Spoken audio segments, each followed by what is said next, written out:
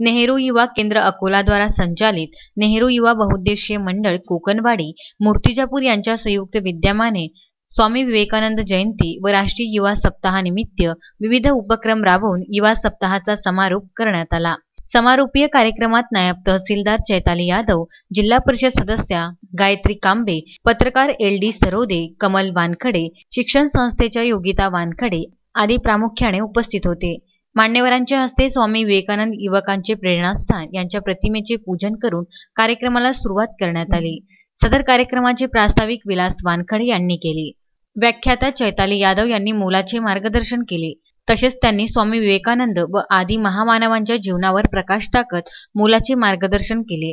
गायत्री कांबे, प्राध्यापक सरोदे यांनी पण युवकांना मार्गदर्शन केले।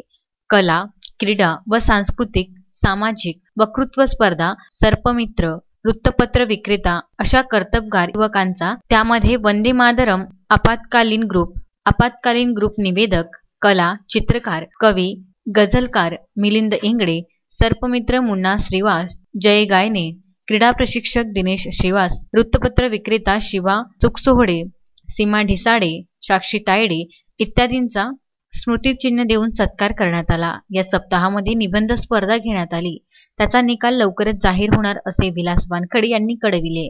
सदर राष्ट्रीय युवा सप्ताह उपक्रमात प्राध्यापक मनीषा यादव, प्राध्यापक पापडकर, प्राध्यापक कंकाळे, प्राध्यापक ढवळे, प्राध्यापक राजपूत, जितू सिरसाट, प्राध्यापक मेहंदी हुसेन, प्राध्यापक अली, देवराव वानखडे आदींनी सहभाग नोंदविला तथा नेहरू युवा मंडळाच्या सदस्यांचे सहकार्य लाभले। कार्यक्रमाचे सूत्रसंचालन साक्षी तायडे यांनी केले तर आभार विलास वानखडे यांनी मानले। बाळासाहेब गणोरकर, विदर्भ न्यूज, मूर्तिजापूर।